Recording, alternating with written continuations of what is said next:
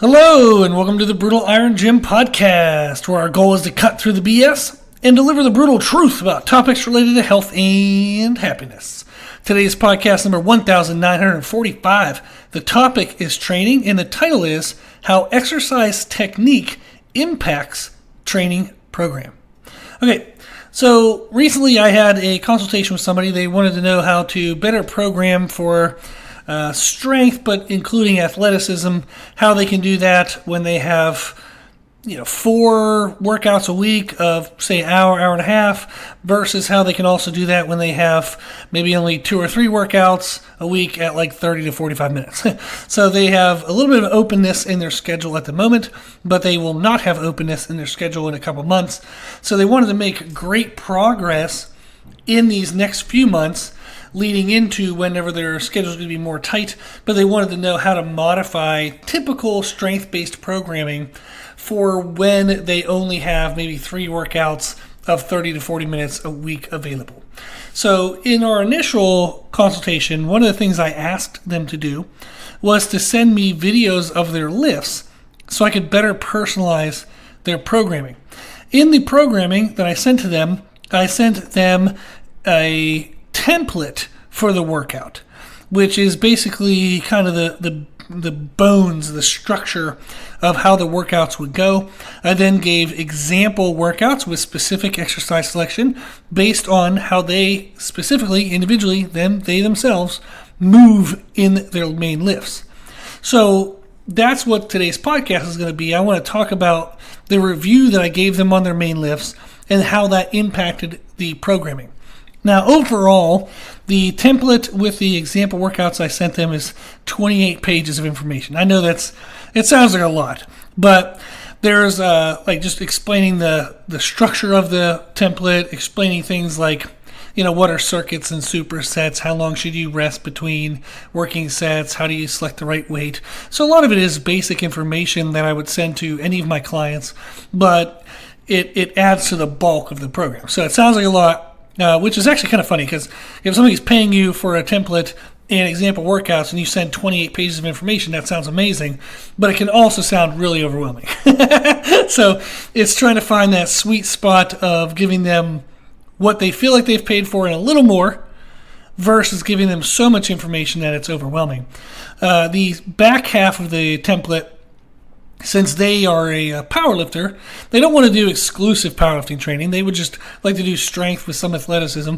But since they've competed in powerlifting before, since they have an interest in powerlifting, I included some basic powerlifting related information on like weight classes, what are the different classifications that you can have, how do you, change the programming to get ready for a powerlifting meet, how would you eat on the day of the meet, all those kind of components. So that's all included, as well as how to self-treat tight muscles, any kind of aches and pains they might have, what they can look for to see what could be contributing to that. So a lot of good information. And in their videos, when they sent me the videos, I watched them. They sent them to me on Instagram. And then I watched them and gave them the following feedback that I'd like to kind of read through. So for their squats, I said their overall technique is great. They have a narrow stance, meaning their feet are just outside of their hip width. It's a female, so the shoulder width isn't going to be extremely wide. So their feet are about shoulder width, which is technically around hip width. But it's a very narrowed stance compared to other people, which can have like a medium stance or even an ultra wide stance. So she has a narrow stance, and therefore it would help her to wear Olympic lifting shoes, which she does, and have a low bar position, which she does. So she did that very well. Her core bracing is excellent, and her head placement, her head angle, she does squat with like her chin up, which I'm not usually a big fan of, but it doesn't cause her to arch her lower back. So if it ain't broke, don't fix it. So she's doing well. I'm going to leave that alone. And what I told her is given the specific way in which she moves in her squats, she's going to need to focus on lower quadricep strength and upper hamstring strength. So the quadriceps down by the knees, if her knees are not super strong, that's going to limit her ability to stand up with as upright of a torso as she can manage. Since she has a narrow stance, she has a low bar position, her torso is already going to be angled downward. We don't want that to angle any more downward than we need it to. So if she has weak knees, as she would come out of the bottom of the squat, her knees would travel back to try to get to a perpendicular, like a vertical shin, at the expense of allowing her torso to tilt further into the ground. So her hips would shoot back, her torso would tilt more into the ground as her knees would come back. That's a sign, as you're coming out of the bottom of a squat, of weak quadriceps. So that is something we want to focus on to make sure that doesn't happen. And then she has to have stronger upper hamstrings, the hamstring connection at the hip, so that way they can work to stabilize and support as her hips are pushing in, like contracting back in towards the top of the lift. Now, granted, that's going to be a lot of glutes, but what you're seeing in the way that she moves, what I'm seeing is the hamstrings are quite exposed. And that shows in her conventional deadlift as well. So she has decent starting strength, but then as the bars pass her knees, there's this lull, there's this weakness that would be associated with the upper hamstring connection as well. So it shows itself a little bit in squats and then confirms that in her conventional deadlifts. So those are going to be the two areas that I would recommend she focuses on. And therefore, what that means is to target the low quadriceps, we have to pick accessory movements that target the low quadriceps, which would be step-ups, variations of lunges, split squats, and even jump variations. So in her programming, I included those elements. For the upper hamstrings, we want to include things that would help target the upper hamstrings, which are going to be variations of stiff leg deadlifts and Romanian deadlifts. So if we look at her programming, I gave her some example workouts. So let's look at the example squat workout. So if we look at that one, we see that in her workout, I gave her a movement prep circuit. We do a lunge stretch to work on opening up the hip flexors and upper quadriceps, which I also noted in her feedback that those will be likely to be chronically tight for her. She is going to be using a lot of hip flexor on the descent, so we have to make sure that we always address that in our movement prep to make sure that tissue is warmed up and opened up and ready to go. Then we do a dynamic pigeon pose, which with a variation called reach throughs, which is really good for kind of opening up the lats, and it helps open up the glute muscles. So if she would have any tight glutes, that would cause her to drift forward in her bar path on the descent of the squat. That movement prep drill would help open up and address that. And then we have starfish side plank raises from her elbow and foot.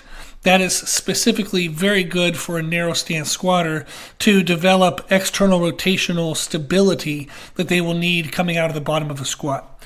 So that warm-up routine, those three movements, we address tight hip flexors, tight upper quadriceps, tight glutes, tight lats, which might limit her low bar positioning. And we also work on core bracing as well as external rotational stability and support. So really good routine there. She's going to do like 3 rounds of those movements. Then for her squats, I have her pairing with her squat a kettlebell seated chest hold good morning.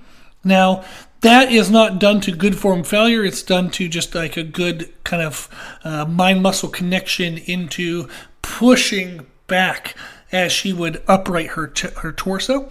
So again, it's a kettlebell chest hold seated good morning. That mimics the sensation that she's going to need in order to push back into the bar as she's coming out of the bottom of the squat. So during her descent, her torso angles down towards the ground, more so than when she started the squat. So she typical with like a wider stance squat, and especially if somebody has like the right type of anatomy of like femur length and torso length. Some people can squat up and down with very minimal angle change in their torso. However, she is not one of those people. She will start the squat with a more uprighted torso. By the time she gets down to parallel, her chest will have had to angle down more towards the floor. That's not the worst thing in the world. There are people who squatted very well. There's people who squat over 1,000 pounds with those mechanics. I have other athletes I work with who have elite totals with that type of squat mechanic. You just have to be incredibly strong and diligent about learning how to brace your thoracic spine and ensuring that you're using your glutes and quadriceps down by the knees to really drive that lift and not allowing the lower back to round or loosen to where you have to kind of struggle to contract and pull through the spinal erectors. So I want her to mimic that thoracic tightness and positioning in that kettlebell seated good mornings. So that's going to be a great kind of cueing movement right before she squats. Then for squats, I have her doing pause squats at the moment. In her videos, she would sometimes drop unnecessarily low below parallel, and that would, she'd get a stretch reflex, so she's going to think that that's going to help her get a little stronger, but actually it represents an opportunity to where the bar will push her out of position because she has a muscle like her muscles kind of relax and drop into that position, which therefore is going to make it harder for her to brace and stabilize and position herself correctly against the bar. So at the bottom of the squat, she would be more likely to get pushed forward by the bar, and it unnecessarily increases her range of motion. It takes the muscles that we need to be strong and contracting through a larger, more exposed range of motion than what's necessary. So I want her to learn how to increasingly create more external force in her knees and her hips as she descends, so that way when she hits parallel, she has maximal external rotational force through the hips.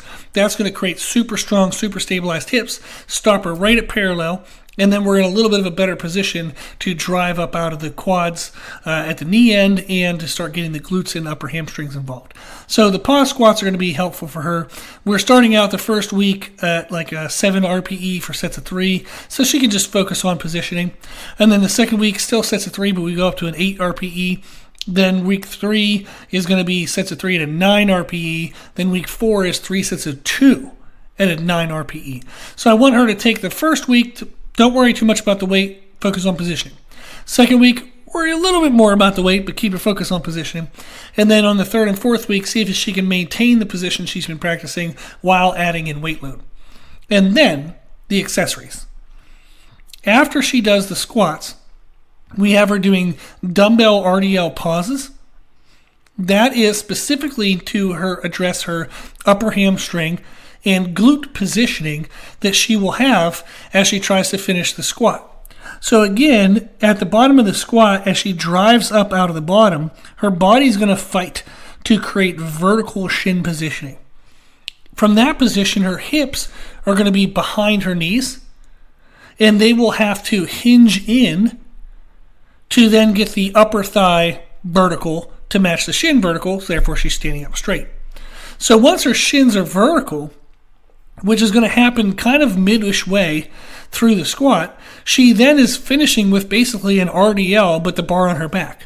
So having her do an RDL with dumbbells with her hands underneath her, it lessens a little bit of the weight load, lessens some spinal stress, lessens some lower back stress, but it still mimics that position that she's going to need to develop the strength in order to finish her squats. Then we have that paired with dumbbell goblet hold walking lunges. When you goblet hold, when you front hold a weight on walking lunges, you can't lean forward as much. You have to have a more upright torso. That creates the need then for your knees to shoot forward more than what you probably would really like, muscularity-wise. It's totally safe, but meaning it's going to be much harder. So her knees are going to have to travel more forward in the walking lunge when it's front-loaded than hang hold loaded or upper back loaded. So front-loading the lunges increases the quadricep involvement down by the knee. So we've specifically addressed in our accessories the two weaknesses that we identified in her videos. And then she finishes with 45-degree hyperextensions in a basically a neutral position to where it emphasizes some hamstrings and some glutes. So that's going to be her movement to start with, and that's going to be basically her first workout of the week. Is we have that movement preparation that's specific to squats and her needs for squats. Then we have the chest held good mornings, which is specific to a very challenging mechanical aspect that she's going to need to develop in her squat, is uprighting her torso. Then the accessories of the RDL and the goblet hold walking lunges are to specifically target the positioning weaknesses that she'll have in her squats. And then the 45-degree hyperextensions is good volume to help add more muscle growth and more just total volume into those tissues, but in a very safe, kind of low impact way. So it's neat to see, or at least to hear, that based on her videos, seeing how she moved, we were able to pick the specific accessories that will address her weaknesses. Now, in the rest of the feedback I gave for squats, I told her about the improving depth awareness and positional control by working on external rotational force in the hips. And then I gave her some extra videos to watch about thoracic tightness and learning how to drive back into the bar. Then for her bench press, I gave her some feedback. She had overall really good positioning. She does have a pretty good arch in her bench press. The unfortunate part, though, is due to the arch, her elbows are unnecessarily pulled inward. Something's off. Her hands are too wide, but she has her elbows pulled in.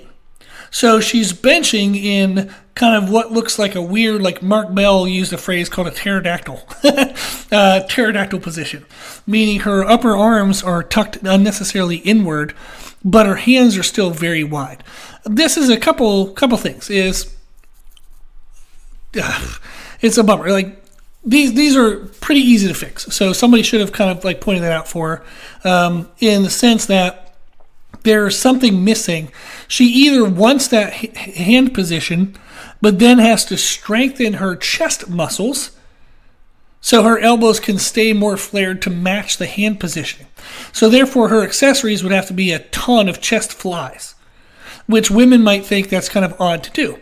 It is not. It is extremely necessary, extremely helpful for big, heavy benches. So I have women, like one of my clients, she benches over 200 pounds, and she weighs, I think, 160-ish.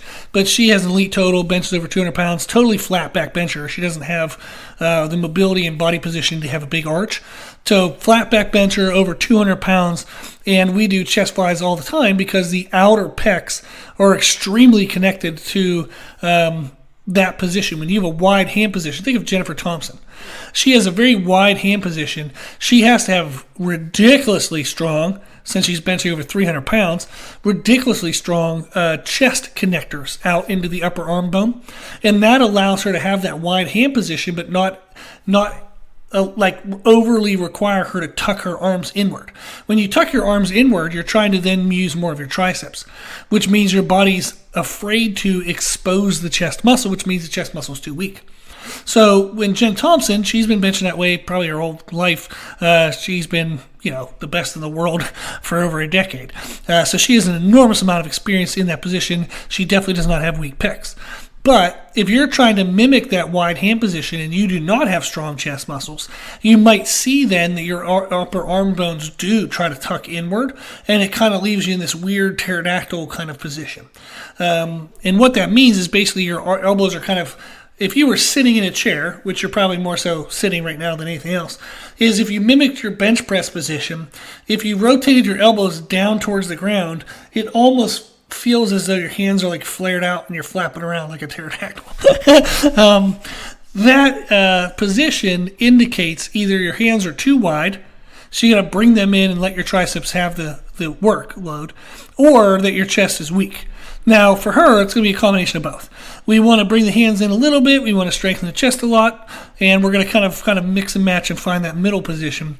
I don't want her to bring her hands all the way in to match the upper arm angle to what her triceps like, because then her bench range of motion is going to be 17 feet because she has really long arms.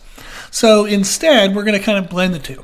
We're going to bring her hands in. I told her to bring her hands in about width of 2 fingers, so that's about 1 inch. And then we're going to be doing an enormous amount of chest work. So we're going to work on chest and triceps. She has very good stabilization and positioning. We don't need any lat awareness or anything like that. One of the things she's going to worry about or focus on is pec minor tightness. Her pecs are going to be pretty tight since we're going to start working on them. So I gave her drills on how to open those up. Now, if we look at her bench workout, how did we account for her technique in that workout? So the movement prep circuit, we have quadruped scapular retractions, which is really good for kind of prepping the mind muscle connection with squeezing the shoulder blades together for proper stabilization in the bench press. And it helps kind of start to push some blood flow into the pecs and kind of start opening up those tissues. We have bodyweight glute crossover lifts. These are great. It's like a quadruped position and a little bit of glute work because it's going to help her brace a neutral spine, a little bit of core bracing, a little bit of hip warm-up. It helps to activate her glutes a little bit, meaning she's going to start to feel them. They're going to burn a little bit. She can get a little bit of a mind-muscle connection developed for that day so she can better feel her leg pressure when she's bench pressing. And then I have her doing push-ups alternating with thoracic swimmers. And this is just a great way to get some blood flow started into the shoulders, but start to open up the pec muscles and get a good overall balance and openness of the shoulders. I want her front side and back side of the shoulders to feel balanced so she's nice and neutral in her shoulder positioning as she goes into the bench press. I don't want her shoulders to be pulled and rounded forward and inward, which would happen with tight pecs. So that movement prep is going to warm her up that way. Then for her main work, I have paired with the bench press, we have glute bridge march with her shoulders on the bench. This is awesome for learning how to maintain leg pressure and hip positioning. So then when you go into the bench, it feels like that's kind of second nature. So the bench work, same thing, we're going to do it with pauses. So that way she can feel as she brings the bar down, if she starts to internally rotate her upper arms and get that pterodactyl work, she can kind of feel that, correct that before she starts back up. Now, the accessories that we're doing, I have her doing bench press reverse bands. So reverse band and bench press. This is going to be awesome for just a major overload into all of the shoulder structure tissues, into the triceps, and it's going to help kind of develop that initial start as she unracks the bar and then bends her elbows to start to bring the bar down. She has to commit to exposing the chest. Now, the bands, as she lowers down, are going to reduce some of that stress tension, so it's going to keep the chest safe. But I want her to get used to exposing the chest as she lowers down, so that way over time, as we grow them, her technique will match the growth of those chest muscles. So that way, as she gets stronger, she's already in the position to learn how to use them. We don't have to do that in parts. We don't have to get the chest strong, then fix the technique. It's going to fix the technique and get the chest strong at the same time. So great work there. Then I have her pairing that with chest-supported rows. And that's just great for developing balance in the upper back muscles to balance all the pushing work that we're doing in the front side of the shoulders. And then also it's a nice strict type of row that mimics how you need to squeeze your back during a bench press. So very good mind-muscle connection and joint balance there. And then we finish with thumbs-in dumbbell chest flies, and that's going to really target that outer connection at the pec into the upper arm bone, so that way we can really start to build that tissue up. So that was an example of how we modified the bench workout to match the feedback that I gave her on her bench press. Now, we did the same thing with the deadlifts, but I think we got the point now, so this podcast is already getting kind of long. But deadlifts, she actually had...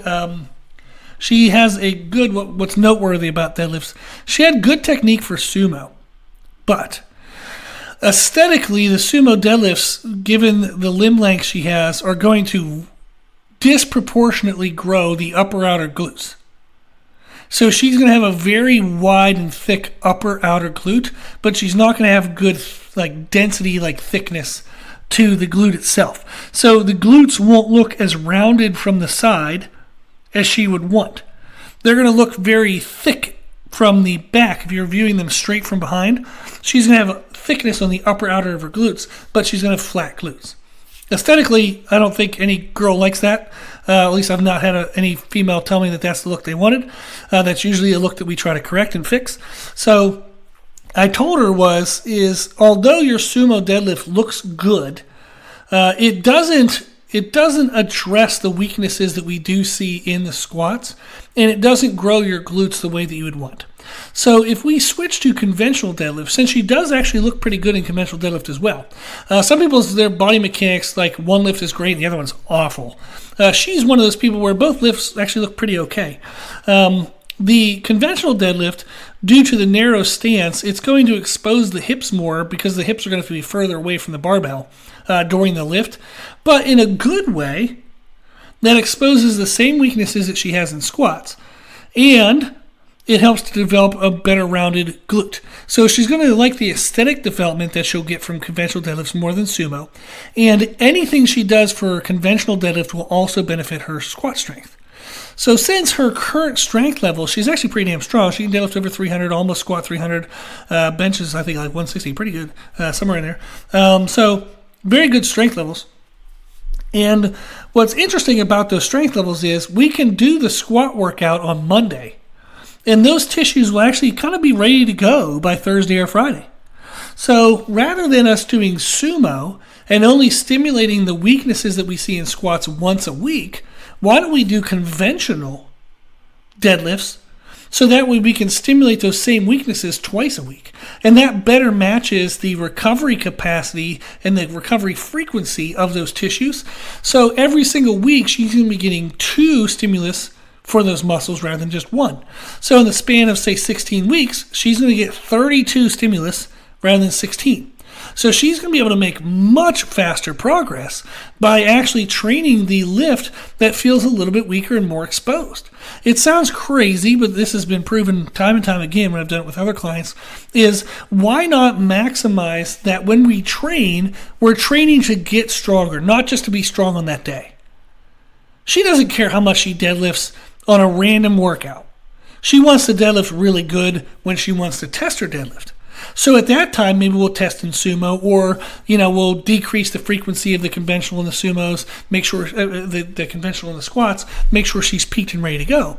But in regular training, when you're just training to get stronger, it's better for her to train the weaker lift, so that way she can get greater overall improvement in both lifts, the squat and the deadlift. So this is actually going to be a huge benefit to her to train her conventional deadlift mechanics rather than the sumo deadlift mechanics. So I thought that was neat to notice, is not only is she going to get better strength development long term, she's also going to get way better aesthetic development, which she'll be very happy about. So I thought it would be fun to discuss this in today's podcast, how the individual movement mechanics of someone, what I was able to see in her videos, helped me then know what accessories to use in her programming and even just how to structure the programming better itself. So I thought that was fun. Maybe there's some things you could take away from that for yourself. If you have any questions or if you need anything, just shoot me an email. My email is brutalirongym@gmail.com. If you're ever interested in a consultation like she's done or any kind of other coaching services, we have all of our services on our website, www.brutalirongym.com. Awesome. Okay. Hopefully that was helpful. If you like the podcast, please share the podcast. If you like the podcast, please consider donating to support the podcast, which you can do on our website. Also, if you like the information we share in the podcast, you can find more from us on our social media channels. You can find us and follow us on Instagram and YouTube under the name Brutal Iron Gym. As always, I hope this was helpful, and thank you for listening.